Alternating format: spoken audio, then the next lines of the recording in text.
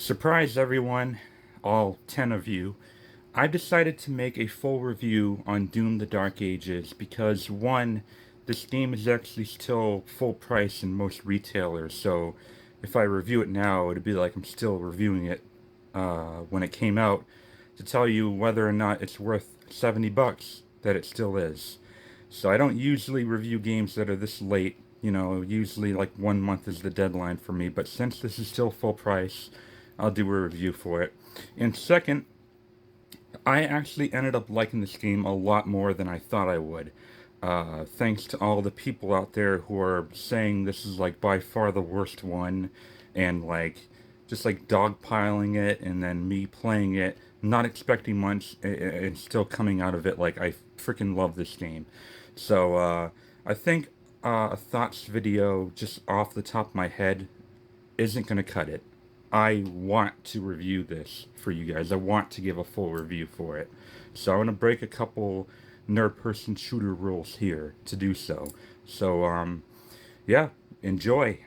In defense of Doom the Dark Ages, id Software always made sure to keep each entry of the long-running franchise feel fresh, or at least somewhat original. Doom 2 added more enemies and the super shotgun, sure, but they also added new backdrops like fighting demons on Earth, Hell on Earth, which was the subtitle, and lead designer Sandy Petersen left a distinctive mark on the maps which made Doom 2 a memorable experience on its own, though understandably many consider it inferior to the original.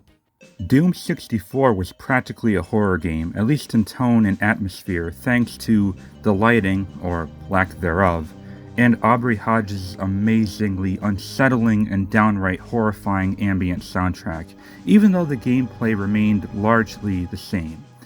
Doom 3 was literally a corridor horror shooter with a slower and more cautious change of pace in its gameplay.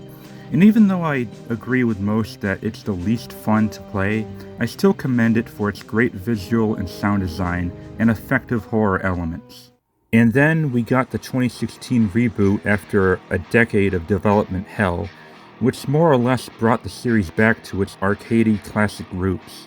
While the reboot was a throwback to the first game encompassing fighting demons in both Mars and Hell, 2020's Doom Eternal was a narrative throwback to Doom 2, Hell on Earth, but also placed a much stronger emphasis on platforming sections, which did divide many players, and myself included wasn't a particular fan of this change, but my impressions on the game itself were still very strong overall. Eternal is still the fastest and perhaps the most exhilarating in the series to date. Okay, now that I got all that out of the way, it's time to finally assess everything there is to cover in this new game. Doom the Dark Ages is different. Much different than anything we've seen or have been familiar with in the past. It feels more like a crossover than an homage or return to form of any kind. Before I go into the gameplay and combat, I just want to talk about how the game looks for a bit, how it's all presented.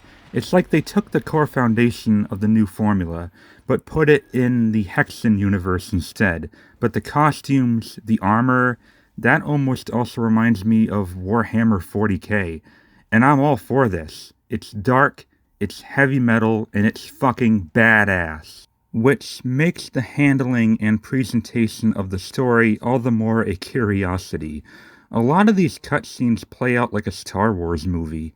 There are characters from both sides who become established as the story plays out. We see all their plans and motives firsthand. We smell a betrayal or two, but ultimately it's still a simple story of good versus evil and a war of attrition. The Doomslayer has more assistance in this game than perhaps all others put together.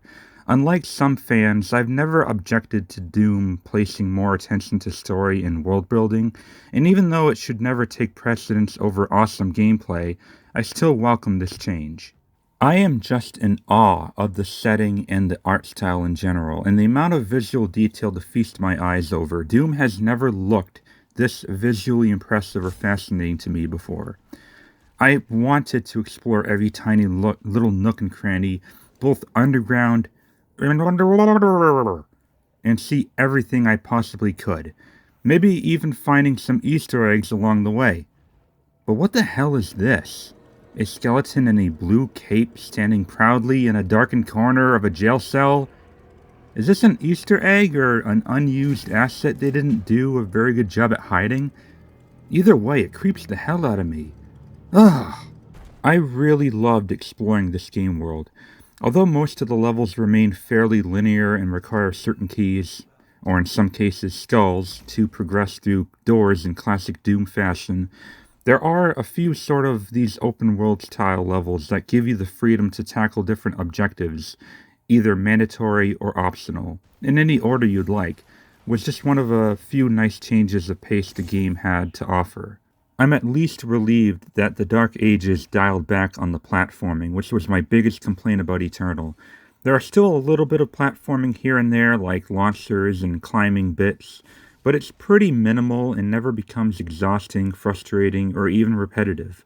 But it also makes sure to add in some environmental puzzles every now and then to keep that feeling of unveiling secret areas, collectibles, or currency upgrades rewarding and earned. Though I will admit, a lot of the secrets aren't very well hidden. Like this one, for example, it's just a side room with no doors or obstacles or anything. But it's a secret area!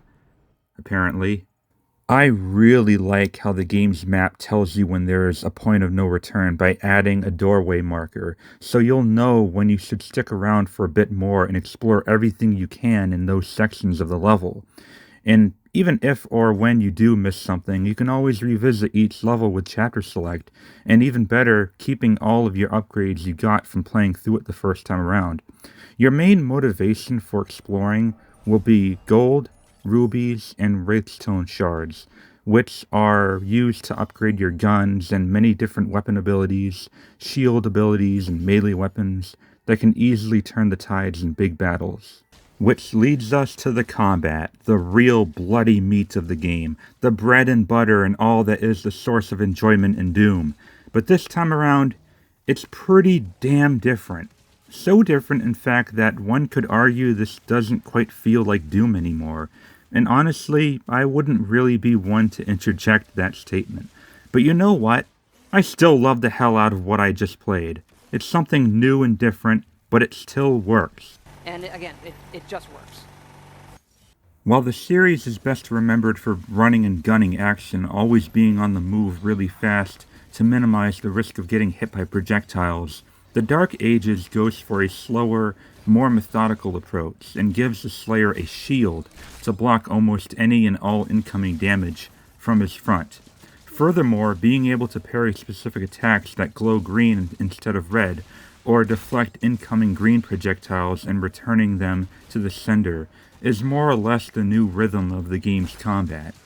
And like most games these days with a parry system put in place, it's one of those things that can be easy to learn but hard to master. Now, a lot of people say this game is too easy, or at least complain that it is easier than the last two games because of the shield aspect that can tend to trivialize many enemy encounters. I will admit, this is probably the easiest modern Doom game, but do I think it's too easy? No, I would not go that far. Look, difficulty isn't really a big deal to me in Doom games, because if anything, on the contrary, I want to feel like I really am this awesome, unstoppable Marine of legend, who takes more than a few hits to die. I'm not one of those masochists who like getting flayed alive from all directions and call that a good time, so maybe I shouldn't have much of a say on this subject. And I admit I did play through much of this game on the easiest setting for, review purposes. Yes, that's why I did it. But I did scale some things back in the accessibility options to make things a little more interesting to me, which this game has a lot of. I find the issues addressed about the game's difficulty to be a non-issue complaint. Exploring the accessibility toolbars, you can literally make this the easiest or hardest Doom game imaginable. You are also free to adjust the movement speed to match that of previous games, as well as adjusting the parry time windows. The accessibility features essentially allows you to play the way you want to play, so I really don't see the point in whining about the game's difficulty. I really like the Doomslayer's arsenal here. On top of the shield's many functions as a chainsaw or a bashing instrument that can close large distances or even cause widespread destruction just by breaking through heated armor, and with awesome parrying counter moves like activating my personal favorite perk, the shoulder-mounted machine gun, but also has different melee weapons too, like the flail, which is fucking boss. But his guns are also well varied, and each type of gun has another super version, like the devastating double-barrel shotgun from the basic combat shotgun, the rocket launcher from the grenade launcher, or the cycler plasma gun to the regular plasma rifle that can unleash chain lightning attack combos. Fucking sweet. And you can cycle between these two variations of weapons on the fly. But how can I forget the BFC? Big fucking crossbow. Oh wait, it's the ballistic force crossbow? Well, that's dumb. Way to take the fun out of that one, id Software. Holy shit, is it more powerful than the BFG ever was, though. There are also a couple new cool weapons that the Dark Ages introduces, like the Skull Crusher, which spits out sharp fragments of bone in a wide radius, which is gnarly when it comes to crowd control. And then you have the Chain Shot, which fires a huge mace on a chain to deliver slow, robust, but precise crushing blows.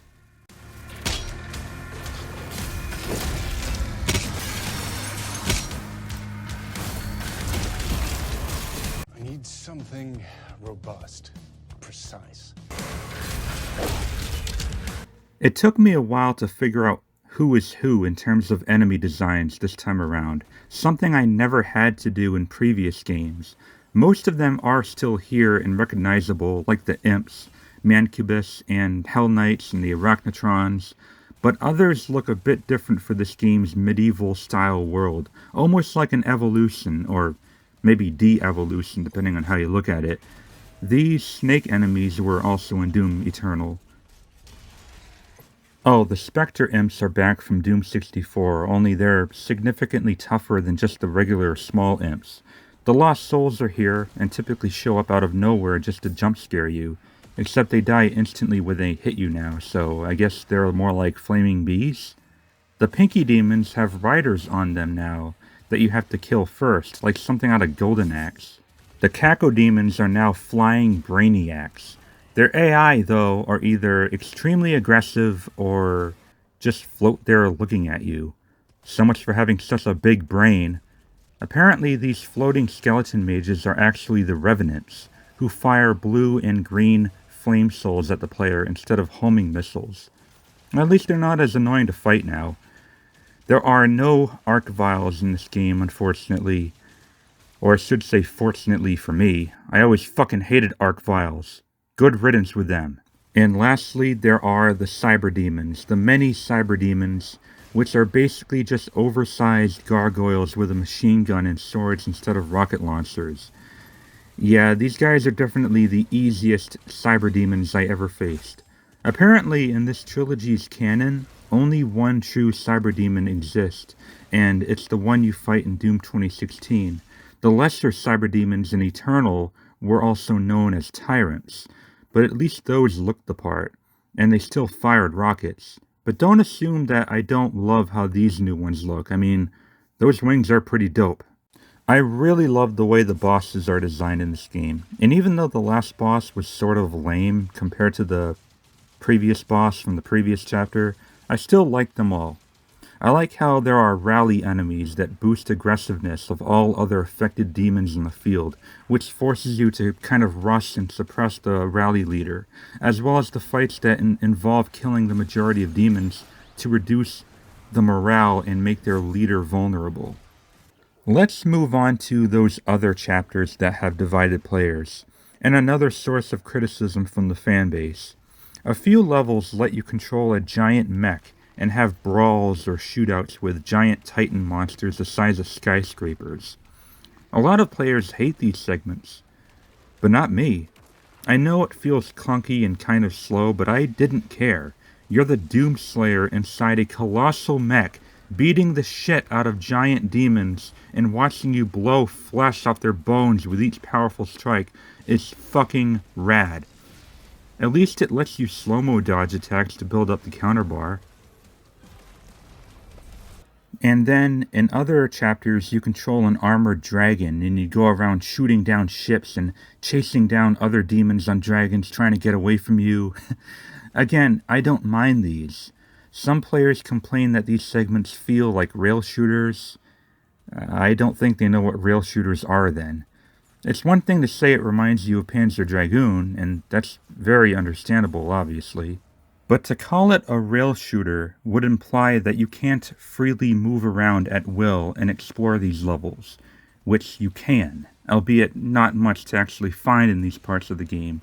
So yeah, I actually like these sections of the game just as much as the mech parts. I think they're both fine, simple and serviceable, but I do agree the main game is better. Now, I don't want people to get the impression that I think the game is faultless or anything. I don't. I've already expressed my dissatisfaction at how easy it is to find most secrets, and maybe one of the main reasons for that is because the game automatically updates the locations of these undiscovered items as soon as you're in a close enough radius, which sort of kills the sense of discovery. There have also been times in combat where the knockback from enemy attacks is a little ridiculous, at least from the Hell Knights. I get knocked back so high and far that I practically fly off the map. Well, maybe it's a good thing this game doesn't have fall damage, otherwise I'd call bullshit. A couple of times I had a Hell Knight bug out and get stuck. It wasn't an issue the first time around, I just shot it until it died, but the second time it happened, an elite version that was carrying an essence upgrade got stuck by falling down to a lower platform, and for some fucking stupid reason the game wouldn't let me drop down to hit him, so I had to keep shooting him until his armor fell off, because of course my shield couldn't reach him at this angle, and then shoot him some more until he was stunned and ready to finish him off with a melee strike, so I had to drop down exactly on top of him, not near him because it would have sent me back above. What a stupid circumstance, and I almost lost an essential upgrade because of it. I also share everyone else's frustration about the removal of glory kills. Finishing off enemies with just a basic melee attack sucks, and it makes you miss all the unique kill animations we've all grown accustomed to. I only found one finisher that looked really cool, and it involved chainsawing a Mancubus in half vertically with your shield while attacking from above. I also have a problem with unlocked weapon skins not saving. Like every time I boot up the game, they just revert to default. What the fuck?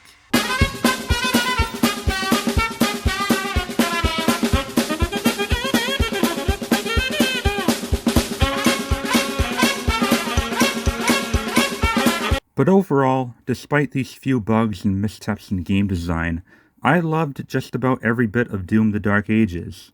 While 2016 and Eternal felt solely and purely action shooters, this one actually felt a bit more like an action RPG. More RPG than any Doom that has come out. Well, except for Doom RPG, of course. Expect to take about 15 to 20 hours to play through this game, depending on how much of a completionist you are. I do suppose that since this game doesn't come with a multiplayer mode, this is probably the least substantial of the new Dooms, but I don't mind that because, for one, I wasn't a particular fan of the previous multiplayer modes. But second, for me, Doom will always be mainly a solid single-player experience anyway. My final score for Doom the Dark Ages, like the other two Doom games, is going to be a 9 out of 10. It is still an amazing video game, even if it's like the worst one. That's really not saying much because all these games are like phenomenal. There's never been a bad Doom game, I'm sorry. They're all like really good. I will say one thing I forgot to mention in my review is that the music, I admit, isn't nearly as good as Mick Gordon's work in 2016 or even Eternal, but I still liked it. It was fine. If you were to ask me how I rank these three games, I don't think I can, because they're all so amazing. I don't think I've ever played a shooter trilogy this consistently great, or at least not since like the original Halo trilogy. It is so awesome. So yeah, that is my review of Doom: The Dark Ages. Hope you guys enjoyed it. Hope you enjoyed my trash opinion. Apparently, The Dark Ages? More like the Mid Ages. I'm so smart with that. okay, I'm signing off now. Thank you for watching. There's just so many options. That one's good. Looks like a medieval warrior. You know, you're right. That's a good one.